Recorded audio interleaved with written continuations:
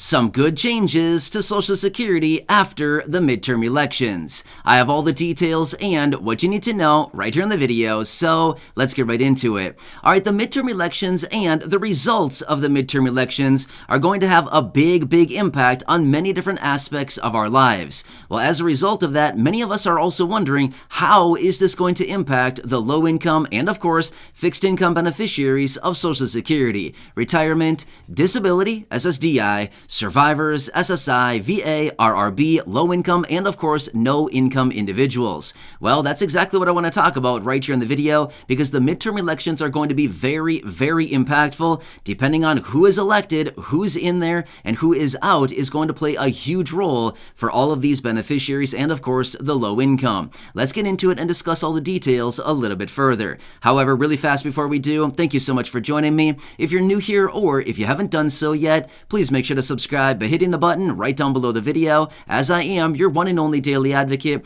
I'm watching all this new information hitting the wire every single day, breaking it all down into these short videos so you can stay updated with what is actually going on right now as we continue to get new information out of the administration, the president, lawmakers, Congress, and of course everything that Congress is currently working on. There's a lot of new developments coming out literally every single day. Things are changing very rapidly, and of course we're always getting these very important announcements, and of course Congress is always coming up with new bills and packages, proposals and amendments, reform to these very important benefits, like all the proposals that are currently on the table. And of course I'm also watching anything in regards to money, checks, raises to benefits, programs, stimulus, or anything else like that, and I'm doing all the research and bringing it to you right here in these videos every single day. So again, thanks so much for joining me. Please make sure to subscribe down below if you haven't done so yet, and I'll continue to be here for you every single day to help you out in any way that I possibly can navigate this very confusing and busy time. All right, thanks again. Let's jump into it and talk about the midterm elections and what is going to happen and the good stuff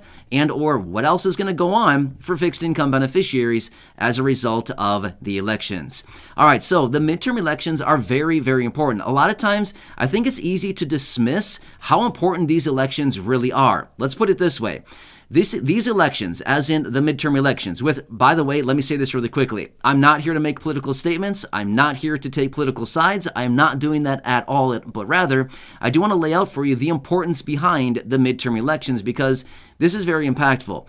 Let me tell you this much. With all the changes that we are looking at for fixed income benefits, stimulus checks, raises to benefits, reform to the very important benefits, raises to benefits in a substantial way, any of this, guess who has to do this? Congress. Can the president do it? Nope. Can any of us do it? Nope. It all comes down to a few hundred people in Congress.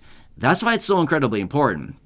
So again, I'm not here to say that, I'm not trying to tell you what to do politically. That's not my intention at all. I'm just simply telling you the midterm elections are going to be very important. Whoever is in Congress, who's out of Congress, who has control of the chambers, either both or one or the other, again, it's all going to play a big role. Now, as we know right now, there's a lot of different pieces of legislation that are currently on the table right now that have been introduced over the last, 12 months or so to reform Social Security, to raise benefits, to adjust the way that the annual cost of living adjustment is calculated, to boost benefits by $200 a month. I mean, the list goes on and on and on. We've talked about many of these in separate videos. Let me give you just a little glimpse into some of the pieces of legislation that are currently on the table that have been introduced, just in the last 12 months alone. And again, these are just the ones that I'm thinking of off the top of my head. I'm probably missing a few, but again, these are a pretty big list and a lot of different changes that they want to implement into these very important programs. And again, some of these proposals that are out there are specifically focused on Social Security. Some are specifically focused on SSI benefits, supplemental security income. Some are specifically focused on retirement benefits. Some are specifically focused on Social Security, retirement, SSDI, and survivors. Others are focused on all of them. Social Security, retirement, SSDI, survivors, SSI, VA, right? So again, the list goes on and on. But anyway, the Social Security 2100. That's a very popular one. We've talked about it many different times. That one is out there right now.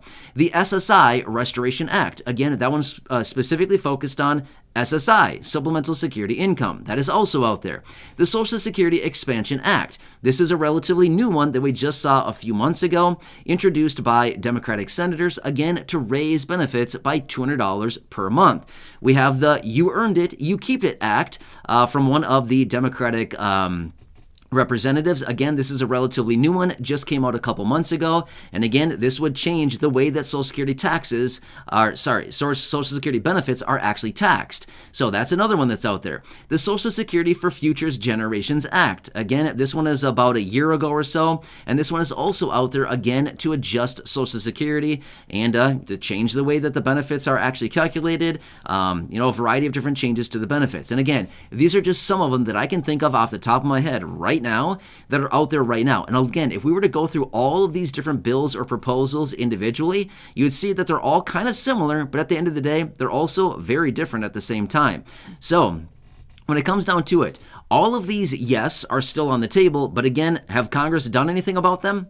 No, unfortunately, Congress has not done anything about all these proposals, okay? So as a result of that, this new Congress that will be coming in as of early January, when the new lawmakers will be sworn in, then the new Congress will be in place, right? At that point, depending on who is there, who may have control of either the House or the Senate, and again, doesn't really matter. It all comes down to who is in Congress. So when Congress is in session, right, all these lawmakers, it all comes down to what do all these people believe in now, right? So the current Congress that we have now, we can kind of clearly see maybe they don't really care that much. Why do I say that? Well, if they didn't, because they're not really doing anything, right?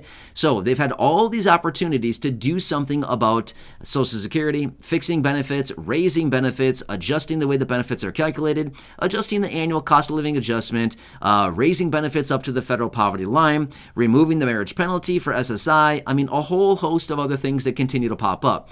But have they done anything? No, they've been proposing a lot, but they've been missing every single time, right? Like a baseball player. They've been making it up to bat, they swing, and they never make contact, right? Well, I'm sorry, you can't win a game, you can never hit a home run if you don't make contact. You gotta whack the ball sometimes, right? So, kind of the same analogy here with Congress. They come up to the plate, they have a great idea, they swing once and they say, well, oh well, I guess we'll just try again next time, and they just walk away. That's it.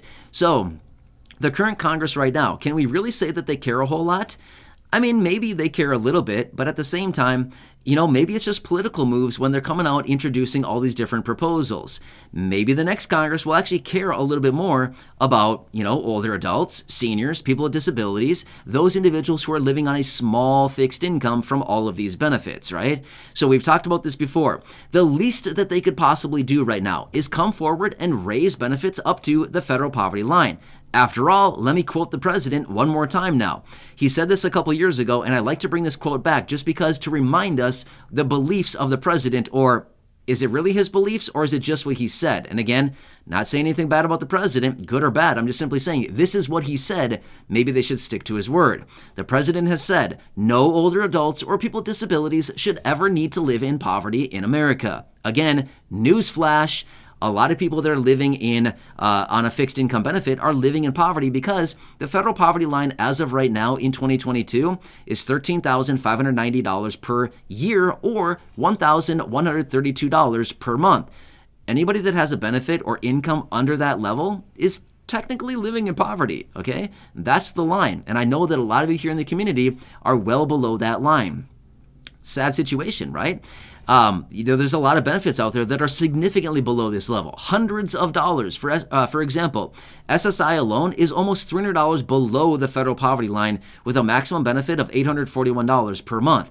I know that there's a lot of you here in the community that are receiving maybe retirement benefits or SSDI or survivors or SSI well below the $1,132 per month, which again is the federal poverty line on a monthly basis. So when it comes down to it, Congress is very, very important. The midterm elections will be very important. The outcomes of the elections will be very important. And again, I don't want to say in particular which party is better as far as which one will give us better benefits. I don't really think it comes down to that. I think it's the people individually, not necessarily one party, but rather the people. Because here's the thing. We've seen lawmakers cross the line and vote on very important pieces of legislation, right? So it doesn't really come down to one party or the other. It doesn't really matter, right? When it comes down to it, it comes comes down to the beliefs and what these lawmakers believe in, regardless of what side of the aisle they're on. If they have a hot button issue and the lawmakers, regardless of what party they actually are in, if it comes down to it and they say, hey, reforming Social Security and making sure that all of our seniors and people with disabilities are taken care of, if that's important to them, regardless of what side of the aisle they're on, doesn't really matter. They'll vote for it, right? Because to reform these programs, they need more than a 50 vote majority in the Senate. They need 60 votes minimum in most cases. Well, in many cases, regardless of party, do you think we can probably get maybe, I don't know, at least 60 people in the Senate to at least vote on a piece of legislation if they know that it's going to improve the livelihoods of seniors and older adults?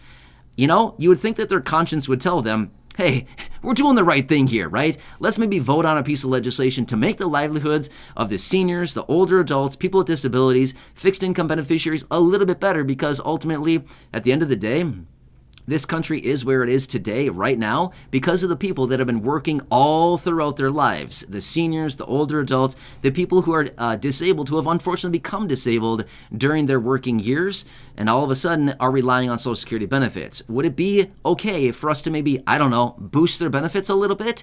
Again, I feel like the conscience of any person out there would say, yes, absolutely, 100%, let's take care of the people, right? So again, that's just a logical way that I'm thinking about this anyway. But when it comes down to it, the midterm elections will be very important. And again, I want to make it very clear. I'm not here to say good things about one side or the other. I'm simply saying I think it comes down to the people, not necessarily the party necessarily, but rather the people within the parties. Because let me give you one quick example.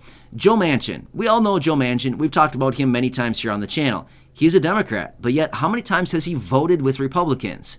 Just saying. This is just one example. It goes both ways, right? Or look at Mitt Romney. He's a Republican. How many times has he voted and or proposed things that are right in line with the beliefs of Democrats, right? Like, for example, the proposal that he has out there right now to reinstate the child tax credit payments. Again, these are just a couple examples of different people within the parties. Mitt Romney, a Republican, a lot of times doing some things with the Democrats. Joe Manchin, a Democrat, but a lot of times doing things with the Republicans. Again, a couple quick examples. I think it comes down to the people, not necessarily the party that they associate with, but rather the people within the party. That's what it comes down to, okay?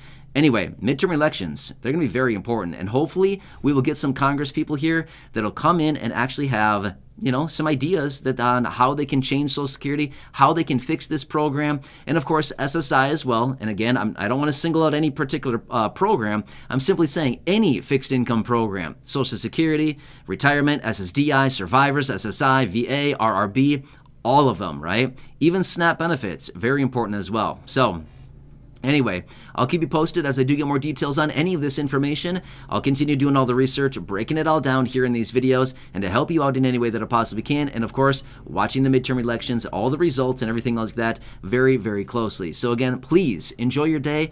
Have a nice one. Please remember, I'm here for you in any way that I can be. Subscribe, share, and go back and check out the other videos here on the channel. Until next time, enjoy, and I'll catch you again later.